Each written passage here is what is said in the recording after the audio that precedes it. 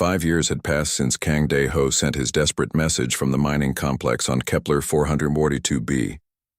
Now Fleet Admiral Park Soo-jin stood on the observation deck of her flagship as the largest peaceful convoy in galactic history approached Earth's solar system. Behind her ship stretched a formation that seemed to go on forever. Vessels from over 400 different worlds, representing every species in the Liberation Alliance. Sleek Rilani trading ships flew alongside massive Corvani battlecruisers that had been converted to carry cultural delegations. Deck construction vessels traveled with hegemony research ships and dozens of other designs that represented the incredible diversity of the Alliance. Earth Traffic Control, this is Fleet Admiral Park Soo-jin, requesting permission to enter Sol system with the Alliance Unity Fleet. She transmitted to the planet that had once seemed so far away. Permission granted, Admiral, came the reply from Earth. Welcome home. Soo-jin felt tears in her eyes as she heard those words. Welcome home. Earth had been her home 5 years ago, but now she felt like her home was the entire galaxy. The Alliance had changed everyone who was part of it, but perhaps it had changed humans most of all. As the convoy entered Earth's orbit, Soo-jin could see that her home planet had been transformed as well. Massive orbital stations surrounded Earth, like jewels in space. Some were human-built, but others clearly showed the influence of Alliance technology and design. The planet itself looked different too. The lights of its cities were brighter and more colorful, and there were new structures that could only be seen from space. Minister Hong Eun-ji met the convoy at Luna Station, the new orbital headquarters for the Alliance's Earth operations. She was a small woman with graying hair, but her eyes sparkled with excitement as she welcomed the alien delegations. On behalf of Earth and humanity, I welcome our Alliance partners to our home system, she said in her opening speech, which was being translated into over 200 languages. 5 years ago, you helped us rescue 12 of our people. Today, you honor us by allowing us to share our world with you. Director Kwon Min-sik, who managed the new galactic trade hub that had made Earth one of the wealthiest worlds in the Alliance, was busy coordinating the logistics of hosting thousands of alien visitors. The challenge was enormous. Different species required different atmospheric conditions, gravity levels, and food sources. But Earth had learned to adapt. The cities below had been rebuilt with the needs of multiple species in mind. Buildings now had sections with different gravity levels. Parks included areas with the atmospheric conditions preferred by various species. Schools taught children in mixed classes where young humans learned alongside Rilani, Thek, and dozens of other species. But the most important event was still to come. In 3 days, Earth would host Unity Day, the celebration that commemorated the original rescue mission and the founding of the Alliance. Representatives from every Alliance world would gather to remember how the galaxy had changed. Kang Dae-ho arrived on Earth 2 days before the celebration. He had not been back to his home planet since the rescue at Kepler 442b. His work as Alliance Integration Coordinator had kept him traveling from world to world, helping newly liberated civilizations adjust to freedom and democracy. As his transport ship descended toward Seoul, he was amazed by what he saw. The city had grown beyond recognition. Towering spires reached toward the sky, their surfaces covered with gardens that could support different types of alien plant life. Flying vehicles moved through the air in orderly patterns, carrying both humans and aliens about their daily business. At the spaceport, he was met by his sister, Kang Mi-young, whom he had not seen in 6 years. She worked as a translator for one of the new intercultural exchange programs and spoke 5 different alien languages fluently. "Dae-ho!" she called out, running toward him. They embraced, and he was surprised to realize how much he had missed his family. "You look different," she said, stepping back to study his face. "Older. More serious." "The galaxy is a serious place," he replied, "but also more wonderful than I ever imagined." They spent the evening walking through Seoul's new international district, where humans and aliens lived and worked together. Dae-ho was fascinated by how naturally the different species interacted. Children played games that combined rules from multiple worlds. Restaurants served food that blended human and alien cooking techniques. Artists created works that incorporated aesthetic traditions from across the galaxy. It is not perfect, Myung admitted as they sat in a cafe run by a family of Rilani immigrants. There are still problems. Some humans are afraid of the changes. Some aliens find our culture confusing, but most people are trying to make it work. Daeho nodded. He had seen similar challenges on worlds throughout the Alliance. Change was never easy, but the results were worth the effort. On the morning of Unity Day, delegates from across the galaxy gathered in the new Unity Stadium, a massive structure built specifically for intercultural events. The stadium could accommodate beings of different sizes and environmental needs, with sections that had different atmospheric conditions and gravity levels. President Moon Ji-hwan, now in his second term as head of the Alliance government, gave the opening address. 5 years ago, 12 humans were prisoners on a distant world. Today, over 400 worlds live in freedom and cooperation. This transformation began with a single message sent into the darkness of space by a man who refused to give up hope. The crowd, a mixture of humans and hundreds of different alien species, erupted in applause. The sound was unlike anything heard before in galactic history. A combination of human clapping, Corvani battle cries, Thek clicking, Rilani musical tones, and dozens of other expressions of approval. Then it was Daeho's turn to speak. He walked to the podium, looking out at the incredible diversity of beings in the stadium. In the front rows, he could see his fellow former prisoners, the 11 other humans who had survived the mining complex, along with Vexhai and Click 97, and many of the aliens who had been rescued that day. They were all older now, but their eyes still held the spark of hope that had kept them alive during their darkest hours. 5 years ago, I was an engineer working in a mining complex on a world far from here. Daeho began. I was tired, hungry, and afraid. But I was not alone. Around me were beings from many different worlds, all of us prisoners, all of us suffering. But we helped each other. We shared what little we had. We took care of each other when we were sick. We gave each other hope when despair seemed overwhelming. He paused, looking around the stadium. In that place of darkness, we learned something important. We learned that the differences between species, the differences that the Vorthak Empire used to divide and control us, those differences are not weaknesses. They are strengths.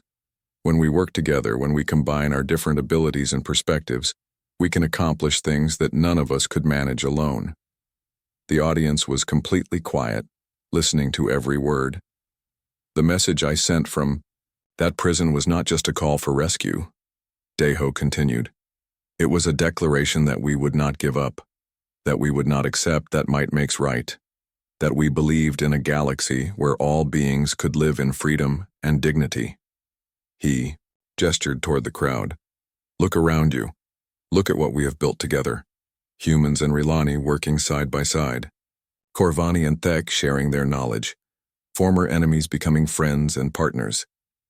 This is what happens when we choose cooperation over conquest, freedom over oppression, hope over despair. The applause was thunderous, but Daeho was not finished. Today we celebrate how far we have come, but we must also remember that our work is not done. There are still worlds beyond our borders where beings suffer under oppression. There are still species who have never known freedom. There are still those who believe that strength comes from dominating others rather than helping them. He looked directly at the section where young beings from various species sat together, the future generation that would inherit the galaxy they were building. To those who will come after us, I say this. The galaxy we give you is not perfect, but it is better than the one we inherited. It is a galaxy where your differences make you stronger, not weaker, where your dreams are limited only by your imagination, not by the accidents of which species you were born into, where cooperation is valued more than conquest. The crowd rose to their feet, and this time the applause seemed to go on forever. After the ceremony, there was a reception where delegates from different worlds mingled and shared their cultures. Daeho found himself surrounded by young beings from various species, all asking questions about the early days of the Alliance. What was it like being a prisoner? Asked a young Rilani whose skin shifted between curious green and excited yellow. It was terrible, Daeho answered honestly. But it taught me something important. It taught me that no matter how dark things seem, there is always hope if you refuse to give up. And it taught me that we are stronger together than we are apart. As the evening continued, Daeho stepped out onto one of the stadium's observation balconies. Above him, the night sky was filled with lights. Not just stars, but the navigation lights of ships from across the galaxy. Trade vessels bringing goods between worlds. Passenger ships carrying. The heat from the mining laser burned against Kang Daeho's face as he worked deep inside the tunnels of Kepler 442b. Sweat dripped down his forehead, mixing with the red dust that covered everything on this cursed planet. His hands moved quickly over the broken drilling equipment, fixing it for the third time this week. Human, work faster. The Vorthak guard's voice echoed through the tunnel. The lizard-like alien stood 8 feet tall, with scales that gleamed like black metal, and eyes that glowed yellow in the dim light. He carried a shock stick that could drop a grown man with one touch. Daeho did not look up. He had learned 3 years ago that looking directly at the guards only brought pain. Instead, he focused on the broken machine. The Vorthak were strong and cruel, but they were not good with technology. That was why they needed prisoners like him. "It will be ready in 5 minutes," Daeho said in the simple trade language that most species used. He had picked it up quickly during his first months, as a prisoner. The guard made a low growling sound but walked away. Daeho waited until the heavy footsteps faded before he allowed himself to smile. The machine was already fixed. He just needed time to install the small improvement he had been working on. It would make the work easier for everyone in this section. Other prisoners worked around him in the hot tunnels. Most were not human. There were Rilani, who looked like large frogs with 4 arms and skin that changed colors with their emotions. The Thek were insect-like creatures who clicked and buzzed when they talked to each other. There were others too, species Daeho had never seen before coming to this place. All of them were slaves just like him. Daeho finished installing his improvement and stood up. His back ached from bending over the machine, but he felt good. This small change would increase the drilling speed by 15%. The guards would think the machine was just working better on its own. They would never know a human prisoner had made it better. He walked deeper into the tunnels where the other human prisoners worked. There were only 12 humans left now. When Daeho first arrived, there had been over 100. Some had died from the hard work and poor food. Others had tried to escape and been killed by the guards. A few had simply given up and stopped eating. But 12 were still alive. 12 humans who still had hope. "How are the air filters?" Daeho asked. Yu Jinna, another engineer who had been captured during the same failed mission to expand human space. Jinna looked up from where she was working on a ventilation system. "Good. The modification you suggested is working. The air down here is much better now." Daeho nodded. Clean air meant the prisoners stayed healthier. Healthier prisoners lived longer. It was a small victory, but on this planet, small victories were everything. "The Rilani Elder wants to see you," Jinna said quietly. "He is waiting near the water station." Daeho made his way through the tunnels to find Vexhai, the oldest Rilani prisoner. The frog-like alien was sitting beside one of the water pipes that Daeho had secretly improved to provide cleaner drinking water. Vexhai's skin was a deep blue color, which Daeho had learned meant the Rilani was thinking hard about something important. "Greetings, friend Daeho," Vexhai said. His voice was soft and musical, very different from the harsh sounds the Vorthak made. "I must speak with you about a matter of great importance." "What is it?" Daeho asked, sitting down beside the alien. Over the years, he had grown to respect Vexhai. The old Rilani was wise and kind, always trying to help other prisoners even when it put him at risk. Vexhai looked around carefully to make sure no guards were nearby. Then he reached into a fold in his simple prison clothes and pulled out a small device. It was no bigger than Daeho's hand and looked like it was made from the same metal as Rilani ships. "This is a communication array," Vexhai whispered. "Some of my people managed to steal it during a transport operation. They hid it and told me where to find it before they were moved to another facility. Deho stared at the device. His heart began to beat faster. Can it reach other star systems? Yes, Vexhai said. But we need someone who understands human technology to make it work properly. My people want to send a message to our home world, to tell them what has happened to us here. Deho picked up the device and examined it carefully. The design was elegant and efficient, much more advanced than most human technology, but the basic principles were the same. Power source, transmission array, encoding system. He could make it work. I can do it, he said. But we will only have one chance. The Vorthak monitor all communications. As soon as we send a signal, they will detect it and trace it back to us. Vexhai's skin turned a darker blue. Then we must make it count. Will you help us contact our people? Deho was quiet for a long moment. He thought about the 12 humans, still alive on this planet. He thought about Earth so far away.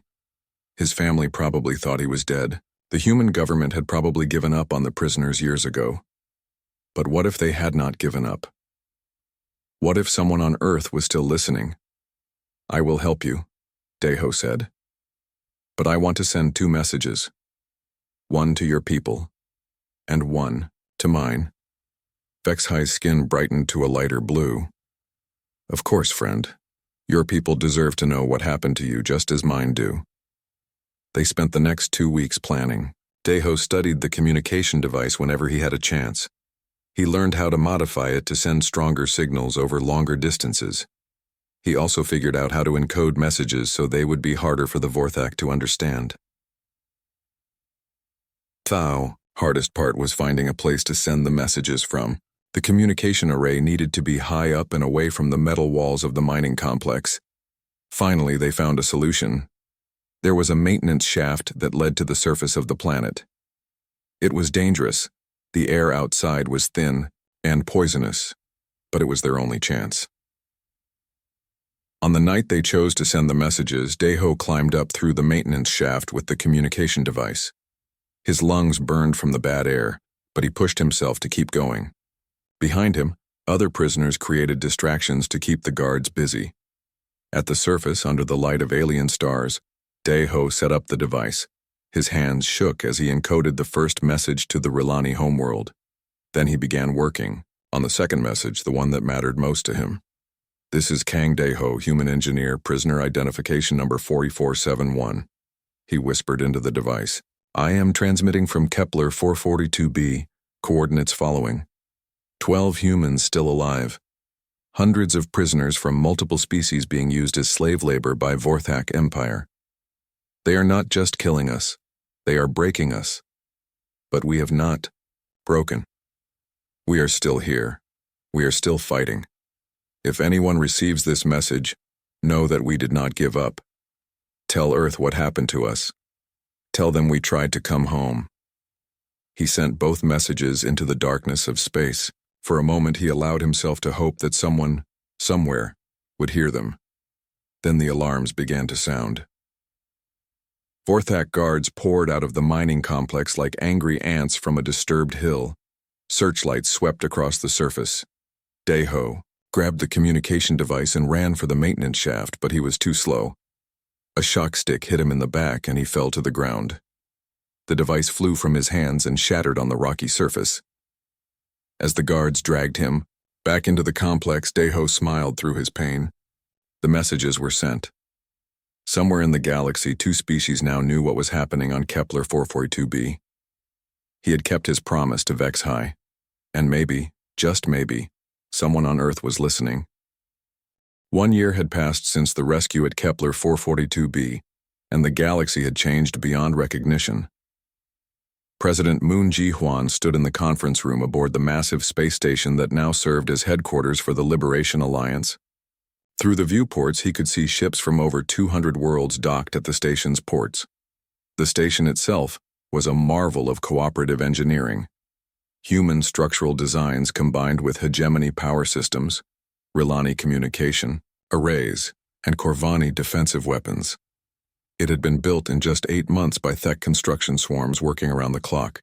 "The situation report, President Moon," said Admiral An Hyosiop, the new fleet commander who had replaced Su Jin after her promotion to Alliance Supreme Commander. "We now control or have alliance agreements with 247 star systems.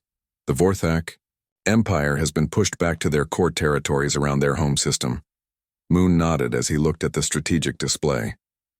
What had started as a simple rescue mission had become the largest military alliance in recorded galactic history. But with that success had come enormous challenges. "What about the supply situation?" he asked Director Nam Sumin, who was responsible for the massive logistical effort required to keep the alliance functioning. "Better than last month," Nam reported. "The Rilani trade networks are working well, and the hegemony industrial worlds are producing enough equipment for our basic needs. But coordinating supply lines across 247 systems is—" She paused, looking tired. "It is the most complex organizational challenge in galactic history." Moon understood her exhaustion. Everyone in the Alliance leadership was working beyond their limits. The rapid expansion had created problems no one had anticipated. Different species had different requirements for food, atmosphere, gravity, and living conditions. Their technologies were often incompatible. Their military doctrines and cultural values sometimes conflicted. But somehow it was working. General Bo Young entered the conference room wearing the new Alliance uniform, a design that incorporated visual elements from a dozen different species. "The integrated training programs are showing excellent results," she reported. "We now have mixed units where humans, Corvani, Thek, and others fight together as cohesive teams. The improvement over the past year has been remarkable." That was the key to the Alliance's military success. Instead of forcing everyone to fight like humans, they had developed new tactics that used each species' natural abilities.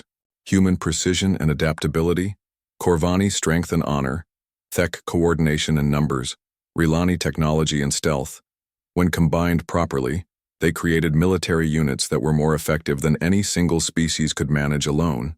But their greatest victory had also created their greatest crisis. "Sir," said Communications Officer Park Minjun, "we are receiving reports of the biological weapons deployment in the Arcturus sector. The Vorthak have released engineered viruses designed to target specific species in our alliance." The room fell silent. This was what everyone had been dreading. Faced with military defeat, the Vorthak Empire had turned to weapons of mass destruction. The biological agents were specifically designed. One virus that attacked Corvani respiratory systems, another that targeted Rilani nervous systems, a third that affected human blood cells. President Moon felt a cold anger building in his chest. The Vorthak were willing to commit genocide rather than accept the loss of their slave empire. "What is the status of Dr. Kim's research teams?" he asked. Director Nam checked her tablet. "Dr. Kim Yawan has teams on 17 different worlds working on countermeasures. The hegemony medical specialists are providing support, and some of the rescued Vorthak scientists are helping as well." That was another unexpected development. Not all Vorthak supported their empire's brutal methods. As the Alliance had captured more territory, they had found Vorthak civilians and even some military personnel who were willing to defect. Many of them had valuable information about the biological weapons program. Meanwhile, across the galaxy, Heng Daeho was dealing with a very different kind of crisis. He had been promoted to Alliance Integration Coordinator, responsible for helping newly liberated worlds transition from Vorthak rule to Alliance membership. It should have been satisfying work, but lately he had been struggling with doubts. He stood on the observation deck of a transport ship approaching New Rilani, one of the worlds recently freed from Vorthak control. Below him, the planet showed the scars of the liberation battle: burnt cities, destroyed industrial complexes, refugee camps housing millions of displaced civilians. "The casualties from this sector alone are over 40 million, reported his assistant, Lieutenant Cho Hye-rin. Most of them were civilians caught in the crossfire. Daeho closed his eyes. 40 million deaths. And that was just one sector of one planet. Across the galaxy, the war he had helped start was killing beings by the billions. Was it worth it? He asked quietly. Cho looked at him with surprise. "Sir?" 3 years ago, I was a prisoner in a mining complex. I sent one message asking for help. Now there is a galactic war and entire species are being wiped out. Was saving 12 humans worth all of this? Before Cho could answer, the ship's communication system activated. Coordinator Kang, please report to the bridge. We have an incoming message from the new Rylani government. On the bridge, Dae-ho found himself facing the holographic image of a Rylani official whose skin was a deep, grateful blue. Coordinator Kang, on behalf of the 17 billion Rylani on this world, I want to thank you and the Alliance for our liberation. We have been slaves for over 300 years. Our children had never known freedom. Today, for the first time, young Rylani are asking what they want to be when they grow up instead of simply accepting that they will work in Vorthak factories until they die. Dae-ho felt his doubts begin to fade. The war was terrible, but the slavery had been terrible too. At least now, beings across the galaxy had a choice. Back at Alliance headquarters, the crisis was reaching a critical point. The biological weapons were spreading faster than the medical teams could develop countermeasures. Entire Allied fleets were being disabled as their crews fell ill. Some species were talking about withdrawing from the Alliance to protect their own populations. Dr. Kim worked frantically in her laboratory, surrounded by medical data from a dozen different species. The challenge was enormous. Each biological weapon was specifically designed to target the genetic characteristics of a particular species. Developing universal countermeasures seemed impossible. Then she had a breakthrough. The weapons all share the same basic delivery system, she explained to the emergency council meeting. The Vorthak used a modified version of a common spaceborne virus as the foundation for all their biological agents. If we can develop an immunity to the base virus, we can protect against all of the variants. President Moon leaned forward. How long will that take? With the hegemony manufacturing facilities and tech production swarms working together, maybe 6 weeks for the first batch of vaccines. We do not have 6 weeks, Admiral An reported. Intelligence suggests the Vorthak are preparing their final offensive. They want to crush the Alliance before we can recover from the biological attacks. That was when the most unexpected allies appeared. Sir, Communications Officer Park announced, we are receiving a transmission from the Vorthak home system. It is from a group calling itself the Vorthak Liberation Front.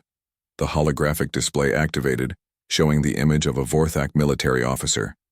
But instead of the usual black armor and military decorations, this one wore simple civilian clothing. Greetings, Alliance leaders, the Vorthak said in accented but clear trade language. I am Commander Zarkoth, representing Vorthak citizens who oppose our government's genocidal policies. We wish to provide you with the genetic codes for the biological weapons, as well as the locations of the production facilities. President Moon stared at the image in amazement. Even among the Vorthak themselves, there were those who opposed the Empire's brutality. What do you want in return? He asked. Safe passage for Vorthak civilians who wish to leave the Empire, Zarkoth replied, and a guarantee that when this war ends, those of us who helped you will not be punished for the crimes of our government. The offer was accepted immediately. Within days, Vorthak defectors were providing detailed information about the biological weapons program. Dr. Kim's teams were able to develop effective countermeasures in just 2 weeks instead of 6. The Alliance fleets began to recover, and the tide of the war turned again. But the final challenge still lay ahead. The Vorthak home system was the most heavily defended location in the galaxy. Even with their new allies and recovered fleets, storming the center of the Empire would cost millions of lives. That was when Admiral An proposed a different strategy. We do not need to destroy them, she explained to the War Council. We need to convince them that their empire is finished. The biological weapons were their last desperate attempt to maintain control. When that failed, many Vorthak realized that their government had become something monstrous. She activated a tactical display showing the current state of the galaxy. The Empire now controls only 12 star systems out of the hundreds they once ruled. Their economy has collapsed. Their military is outnumbered 10-1. 3 months after the rescue at Kepler 442b, Intelligence Officer Lim Hyejin sat in the communications center aboard the TES Incheon. staring at a screen full of incoming messages. Each one represented another star system where local populations were rising up against Vorthak rule. "Admiral," she called to Sujin, who was reviewing tactical reports at a nearby station. "You need to see this. We are getting distress calls and requests for help from 17 different systems." Sujin walked over and looked at the display. Red dots marked worlds where fighting had broken out. Blue dots showed systems where local governments were secretly offering support to the human fleet. Yellow dots indicated places where the situation was unclear. "How did word spread so quickly?" Sujin asked. "The Rilani trade networks," Hyajin explained. "They have communication relays throughout this region of space. When we rescued Vexahai and the other Rilani prisoners, they immediately sent messages to their home worlds. The news that someone had successfully attacked a Vorthak facility spread like wildfire. Fleet Captain Bang Jinwoo, who commanded the diplomatic escort ships, appeared on the communication screen from his position near the edge of the system. "Admiral, we have 3 alien delegations requesting immediate meetings. The Corvani are sending a battle fleet to our position. The hegemony worlds want to discuss technology sharing, and there is something called the Independent Traders Union that claims they can provide supply routes through neutral territory." Sujin felt overwhelmed. 3 months ago, humanity had been alone in the galaxy. Now they were suddenly at the center of what looked like a massive rebellion against the largest empire in known space. "Schedule the meetings," she ordered. "But keep our own security tight. We still do not know who we can trust." Down on the planet's surface, Colonel Seo Dong-min was dealing with a different kind of problem. The rescued prisoners had volunteered to help train human forces in fighting the Vorthak, but coordinating between species that had completely different approaches to combat was proving nearly impossible. The Corvani were 8-foot-tall humanoids who fought like ancient warriors, preferring close combat and personal honor duels. The Thek moved in perfectly coordinated swarms that confused human tactical thinking. The Rilani avoided direct fighting entirely, preferring to use their advanced technology to disable enemy equipment from a distance. "We need to find a way to make this work," Dongmin told his staff officers as they watched a training exercise that had devolved into chaos. Corvani warriors were trying to charge across a battlefield while Thek swarms buzzed around them, and human soldiers attempted to provide covering fire. "If we cannot coordinate with our allies, we will lose this war before it really starts," Kang Daeho, who had volunteered to serve as a liaison between the human military and the alien species, approached the colonel with an idea. "What if we do not try to make everyone fight the same way?" he suggested. "What if we let each species do what they do best, but coordinate the timing?" Dongmin looked skeptical. "Explain." "The Rilani are excellent at disabling enemy technology," Daeho said. "The Thek can overwhelm defensive positions with their numbers. The Corvani are unstoppable in close combat, and humans are good at long-range precision strikes. Instead of trying to make everyone fight like humans, we create battle plans that use each species for their strengths." It took weeks of practice, but slowly the joint training exercises began to work. Human artillery would suppress enemy positions while Rilani technicians disabled their weapons.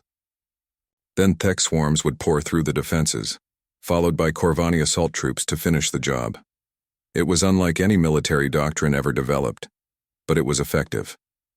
Meanwhile, the diplomatic meetings were revealing the true scope of what humanity had stumbled into. Ambassador Han So-young found herself negotiating with representatives of dozens of species, each with their own grievances against the Vorthak Empire. The Corvani delegate was a massive warrior named Torvak, whose people had been fighting the Vorthak for over 50 years. "Your species has done something we thought impossible," he told Han through a translator. "You struck directly at a Vorthak facility and won. My people wish to join your cause, but we must know, are humans truly committed to this fight? This will not end quickly or easily." Han looked across the negotiating table at the alien warrior. His species had been fighting and dying for decades while humanity had not even known the Vorthak existed. Now they were asking if humans were serious about a war that might last generations. "We came to rescue 12 of our people," she said honestly. We discovered that hundreds of species are suffering under Vorthak rule. Yes, we are committed to this fight, but we cannot do it alone. We need allies who understand this galaxy better than we do. The hegemony world sent a very different kind of representative. Dr. Zektal was a thin, gray-skinned humanoid whose species had developed advanced technology but avoided military conflict.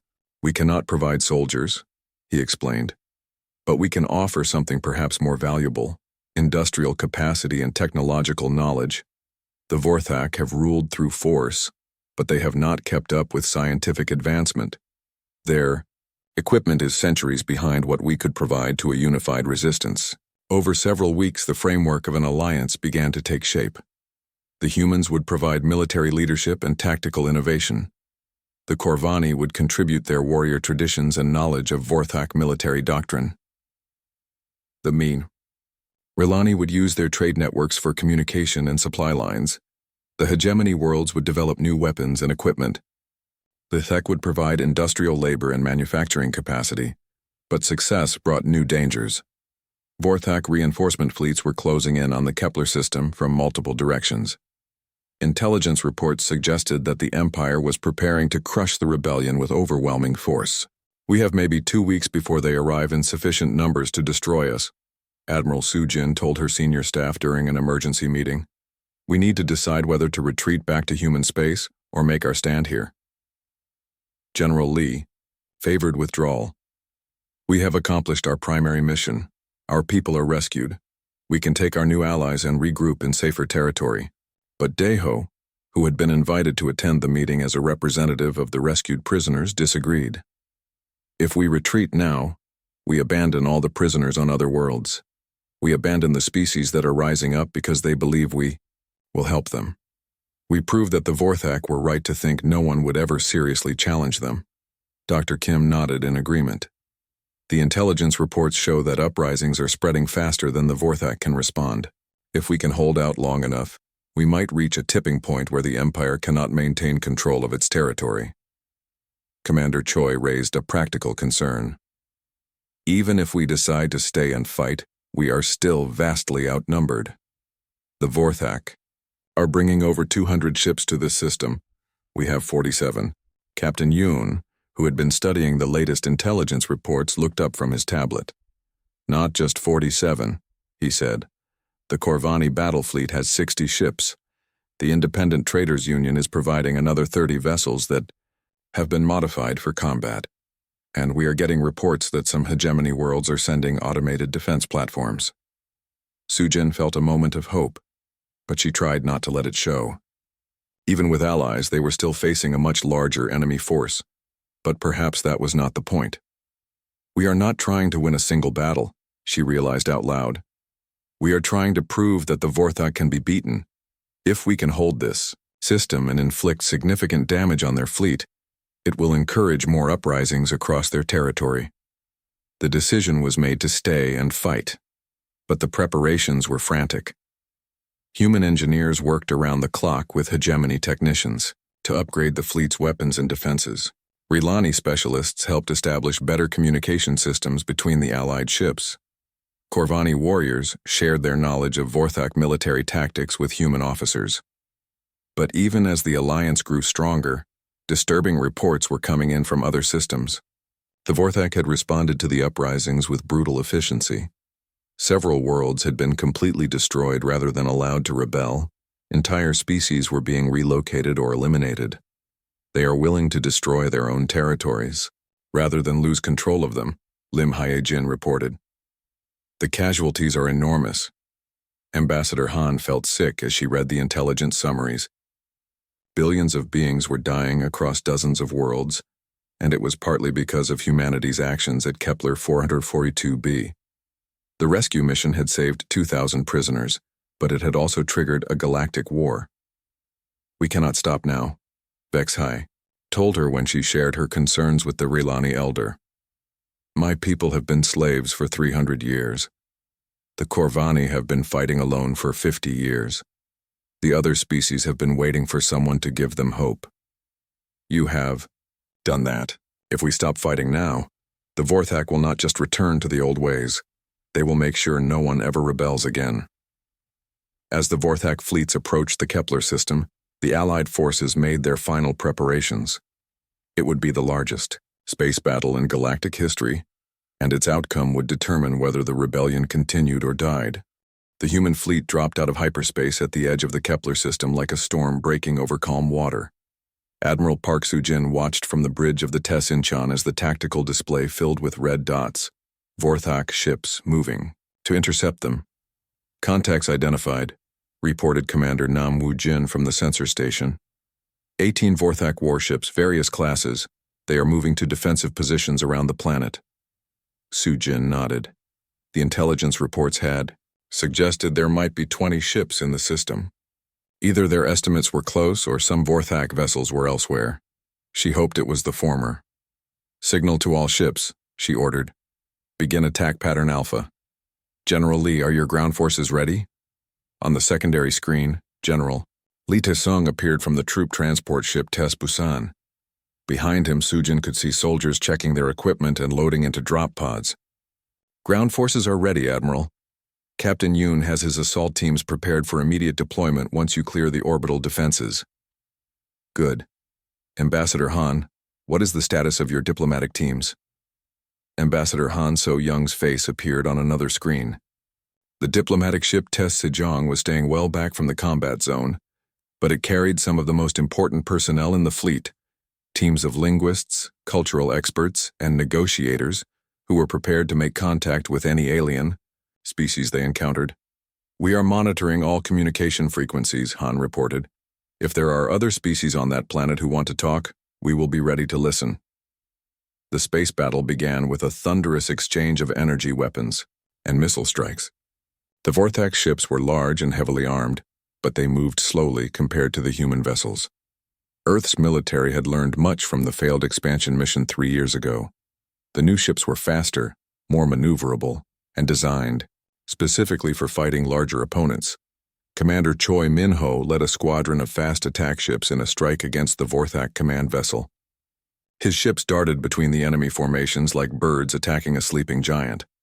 Plasma bolts and torpedo explosions lit up the darkness of space. Direct hit on the Vorthak flagship, reported the weapons officer.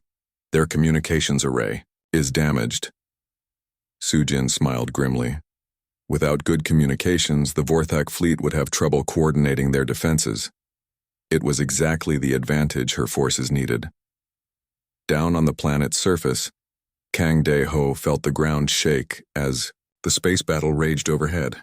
The Vorthak guards had been acting nervous all morning, speaking in their harsh language and checking their weapons repeatedly. Now he knew why. Something is happening, he told the other prisoners as they huddled in their sleeping area. The guards had locked down the facility and ordered all prisoners to remain in the central chamber. Vexhai, the Rilani elder, sat beside him. The old alien's skin was bright yellow with excitement. My people have a saying, when the sky burns, hope is reborn. Perhaps our messages were heard after all.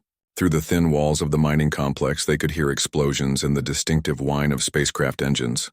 The sounds were getting closer. Those are not Vorthak ships, said one of the Thek prisoners, an insect-like creature named Click-97. The Thek communicated through rapid clicking sounds, but this one had learned to speak in the trade language. The engine noise is different, higher pitched. Dae-ho pressed his ear against the wall, listening carefully.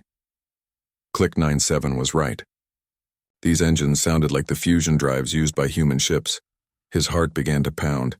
They came, he whispered. They actually came. Above the planet, the space battle was turning in humanity's favor. The Vorthak ships were powerful but old-fashioned. They relied on thick armor and heavy weapons, but they could not match the speed and tactics of the human fleet. One by one, the enemy vessels were disabled or destroyed.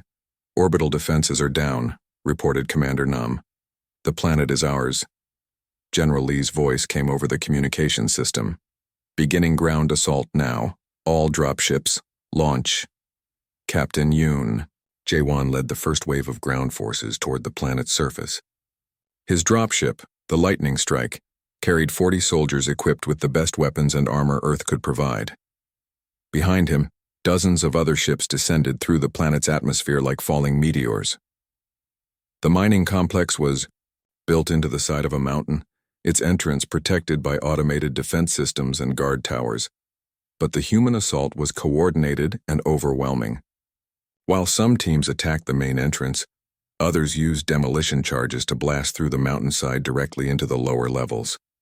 Inside the complex, the Vorthak guards realized they were trapped. Some tried to fight, but they were outnumbered and outgunned. Others attempted to use the prisoners as hostages, but the human soldiers were too well trained and moved too quickly.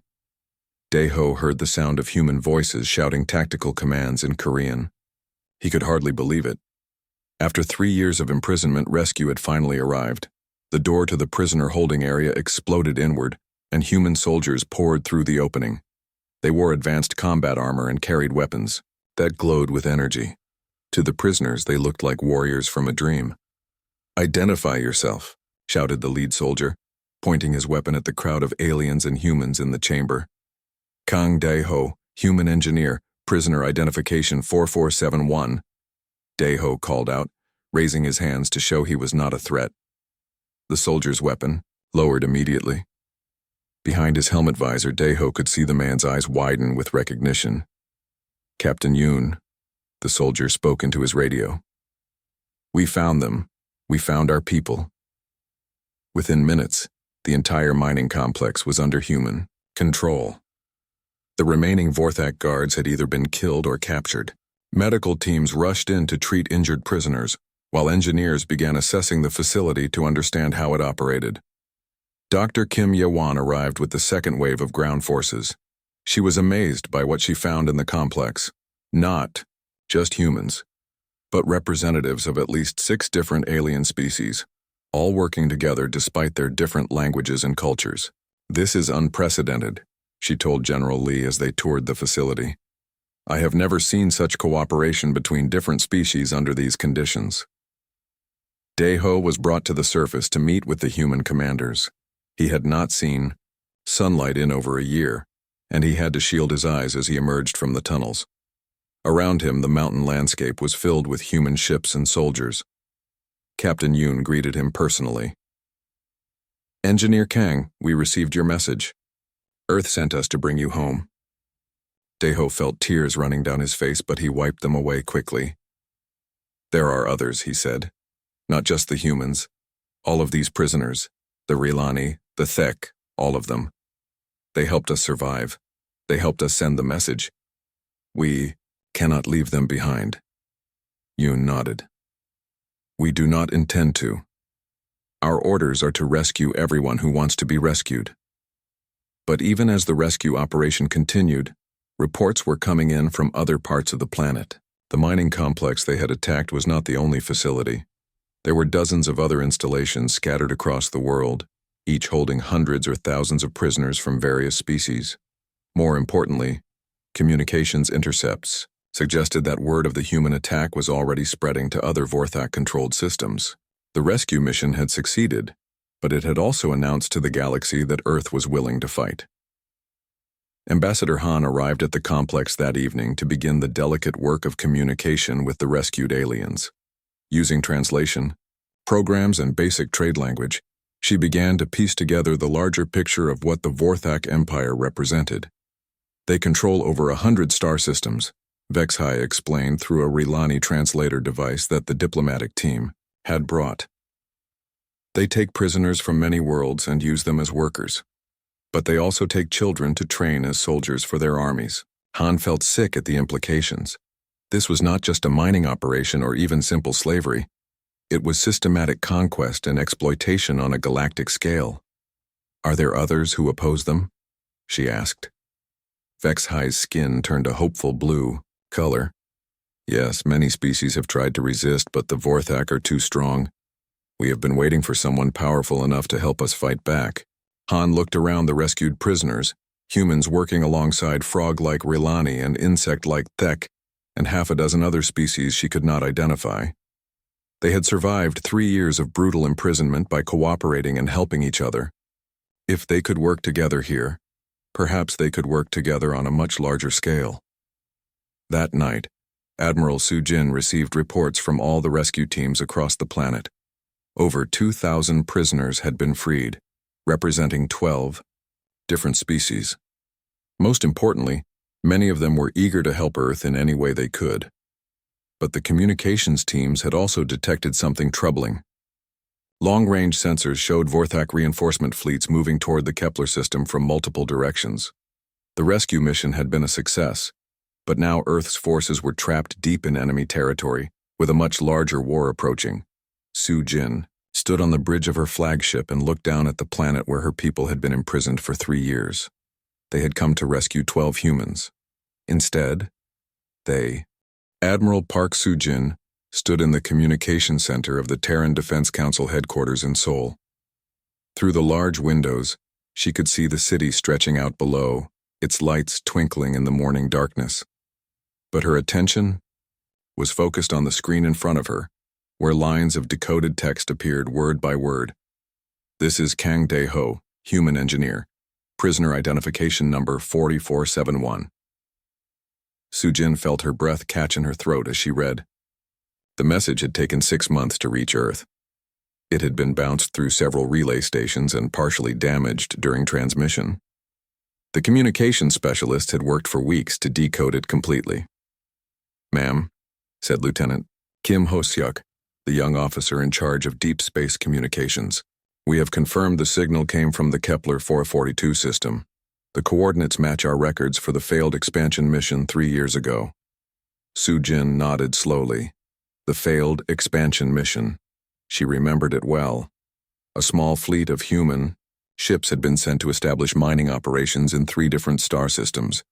They had expected to find empty worlds rich in minerals. Instead, they had discovered that those systems were controlled by something called the Vorthak Empire.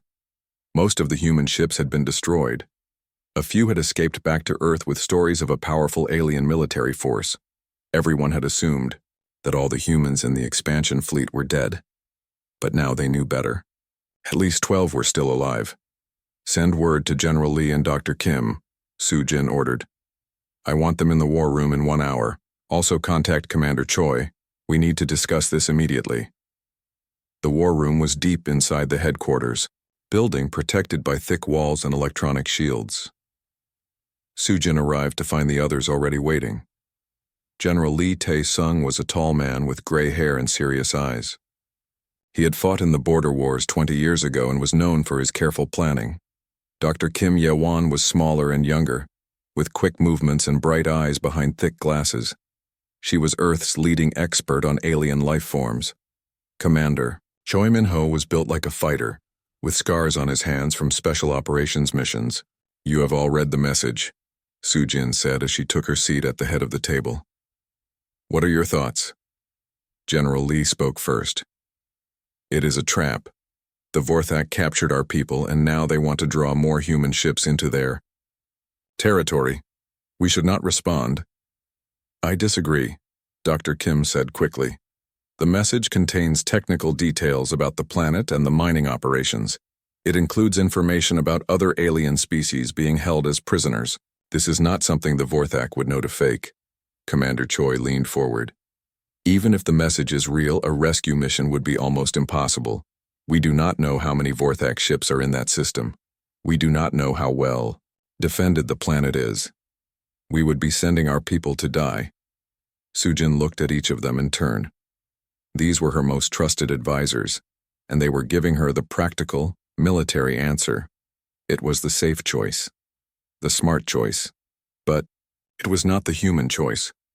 "Dr. Kim," she said, "tell me about the other species mentioned in the message." The xenobiologist opened her tablet and scrolled through her notes. "The Rilani are a peaceful trading species. They have been in contact with several other civilizations for over 1,000 years. If they are being held as prisoners, it suggests the Vorthak Empire is much larger and more aggressive than we thought. What about the others? The Thek?" Less information available, but from what Dae-ho described, they sound like a hive-mind species with advanced industrial capabilities. If the Vorthak are using them as forced labor, Dr. Kim paused. "Admiral, we might be looking at a galaxy-wide slave empire." The room fell silent. Sujin stared at the wall display, which showed a map of known space around Earth. The human territories looked very small compared to the vast unknown regions beyond. There is something else, Dr. Kim continued. The message mentions that the prisoners from different species are working together. That is unusual. Most alien species we have encountered prefer to keep to themselves, but under extreme conditions they might be willing to cooperate with humans. General Lee shook his head. Even if that is true, we do not have the military strength to fight an empire. Our fleet is still rebuilding from the expansion disaster. What if we do not have to fight alone? Sujin asked. The others looked at her with surprise.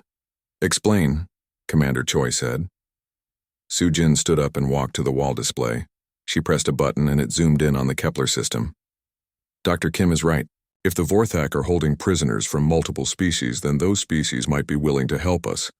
Not just the prisoners, but their home governments. That is a big assumption, General Lee said. Maybe. But think about it from their perspective. If someone was holding human prisoners as slaves and an alien species offered to help rescue them, would we not consider joining their cause? Dr. Kim's eyes lit up. You are talking about more than just a rescue mission. You are talking about forming an alliance. Exactly. We save our people, but we also make contact with other species who have reasons to oppose the Vorthak. Even if we cannot win a direct war, we might be able to support rebellions on their controlled worlds. Commander Choi was quiet for a moment, then nodded slowly. It could work. Hit-and-run tactics, support local uprisings, make it too expensive. For them to maintain control of their territories. General Lee still looked doubtful. And if we are wrong? If these other species will not help us? If the Vorthak are stronger than we think? Sujin turned back to face them.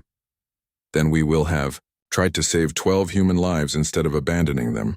That has to count for something. Over the next 3 days, Sujin met with the leaders of Earth's government. The debates were long and heated. Many politicians argued that Earth could not afford to start a war with an unknown alien empire. Others said that humanity had a responsibility to try to rescue its own people. In the end, the decision came down to a single vote. Sujin cast the deciding ballot in favor of what they called Operation Homecoming. The planning began immediately. Earth's entire space fleet would be involved. 47 ships ranging from massive battlecruisers to small scout vessels. But this would not be just a military operation. Medical ships were prepared to treat rescued prisoners. Engineering vessels carried equipment to help rebuild damaged worlds. Most importantly, diplomatic teams led by Ambassador Han So-young were briefed on what little was known about the alien species mentioned in Daeho's message. Our primary goal is rescue, Sujin explained to her fleet commanders during the final briefing. But our secondary goal is to make contact with anyone who opposes Vorthak rule. We are not just saving 12 humans. We are potentially starting something much larger. Captain Yoon Jae-won, who would lead the ground assault forces, raised his hand. What if the prisoners are already dead? What if we are too late? Sujin looked around the room at the faces of her officers. These men and women were about to risk their lives based on a single message from deep space. They deserved an honest answer. Then we make sure their sacrifice meant something, she said. We hit the Vorthak so hard that other species see that someone is willing to fight back. We show the galaxy that humanity does not abandon its own. 3 weeks later, the human fleet gathered at the edge of the solar system. Sujin stood on the bridge of her flagship, the TES Incheon, and looked out at the formation of ships around her. It was not the largest fleet in human history, but it might be the most important. All ships report ready for jump, announced her communications officer. Sujin took a deep breath. Somewhere out there, Kang Daeho and 11 other humans were waiting. Along with them were hundreds of aliens from species that humanity had never met before. All of them were counting on the fleet that was about to leave human space and venture into the unknown. Begin the jump sequence, Sujin ordered. Operation Homecoming is now in effect. The stars stretched into lines of light as the human fleet jumped toward the Kepler system. Behind them, Earth continued its quiet orbit around the sun. Ahead lay either the rescue of a few prisoners or the beginning of humanity's first galactic war. Admiral Park Soo-jin had chosen to find out which one it would be.